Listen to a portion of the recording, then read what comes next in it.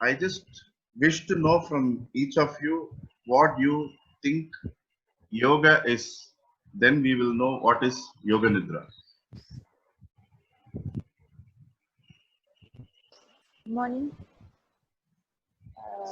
For me, it's an experience which kind of brings harmony of your body, mind, and to a certain extent, if you can feel it, the soul as well. So I have not yet reached that stage, but the body and mind experience is there.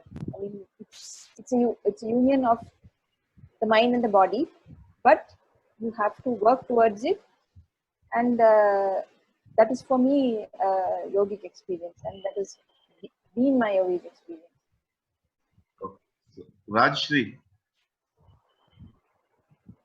Hi, good morning, all. Even for me, it's like a balance between mind, body, and soul. It is a delicate line, and we need to balance it. okay, good. Jay, So I don't really know anything about yoga, ah, but I have considered it an ancient form of exercise. okay, So that's about it. okay. So you will know why the ancient form is ever relevant. True, true. Bhavana, So I feel yoga is a balance between mind, body, and soul. We'll have to ensure, all the three are in line for us to have a happy and prosperous life. okay, good. It's a physical and spiritual exercise. Good.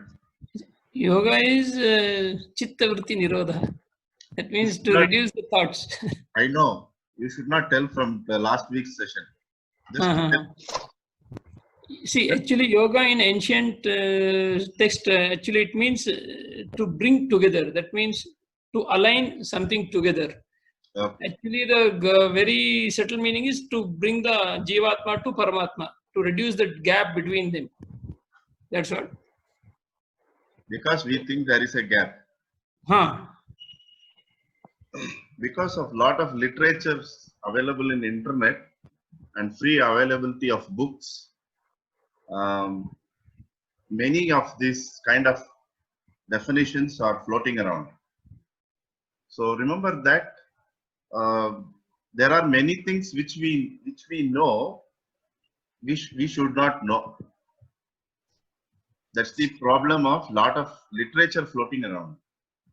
Like if you go to a doctor, even in this corona times, we see the patients advising the doctor what medicine they should give. I'm sure all professionals here, particularly Jay and Dr. Sangeeta, people would come, sit before them and say how they should treat and how they should handle the case. Yeah, with due respect to everybody's knowledge, our knowledge is just at the intellectual level, actually. Okay. So we have to be very, very careful with it. Second, in a very basic way, if you want to understand what could be yoga, is that anything which you do with awareness, anything which you are aware, you could straight away slot it under yoga. That is the way to see that.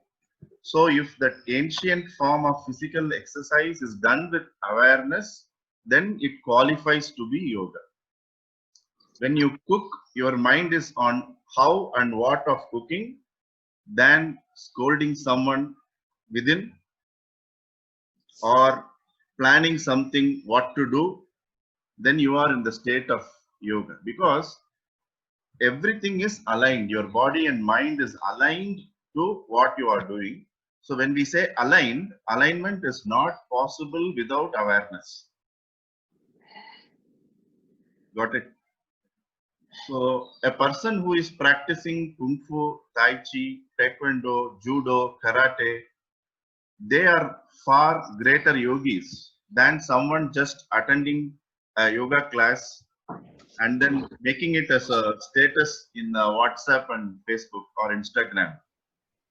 We rarely see any martial arts expert posing there. Have you? Very rare, because it's an inner work, correct? But everything we have to externalize. We have to show off. So the moment you are showing off, you are not aware of yourself. You have to show off only when there is a session happening and not yourself. When you are showing off yourself, there is a deeper sense of a longing to be appreciated, to be acknowledged. Unless you are sharing a post wherein you wish people to know that that is your profession and you are inviting people to be part of that journey. So if you approach the same, the word yoga, you are teaching in an asana class, you can say, please practice with awareness, listen to the instruction, correct? And let your mind be there. All that stuff you can do. When you are applying the word yoga to your day-to-day life, you have to try and align your mind to its job you are taking up. Correct? These are the ways in which we have to understand how we can practically bring in yoga into daily life.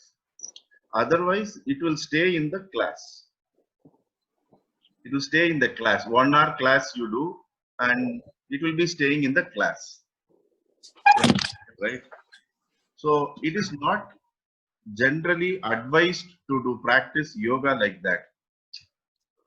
It's not compartmental. When we ourselves say there is alignment, there is union, how can you suddenly separate sweetness from sugar? You can't separate that, correct? It's very absurd, illogical to even think of it. So when you say you are aligned, so how much like a sweet and sugar, you are always aligned with your mind and body. So such kind of alignment and union is what we have to actually think about. And we have to think about what is that which is stopping us from aligning in that way. This is one way of observing how to practically experience yoga. Definition is very simple. They will say it comes from the root word yuj. Yuj means to unite. To say that I am not needed. So we have to come out of the academic approach. So the first thing what we could do is, when you are going to practice asana, start changing your vocabulary. You tell people, I am going to practice asana or yoga asana. Initially, I would suggest use the word, I am going to practice asana. Because the moment you say, I am going to practice yoga asana, it means you are going to consciously allow the extremes not to affect you. That means the pain and stretch you feel when you practice a posture, or the great bliss you experience while you are in a perfect posture, both should not excite you or depress you. You understood? So yoga is that balance as defined in Bhagavad Gita. Wherein you do a posture extremely good, it should not excite you that you are sitting on the roof. The very next posture, you are not even able to do a forward bend. It depresses you. This happens to us when you go to a yoga asana class. Some postures we do well, some postures we do not do well, right?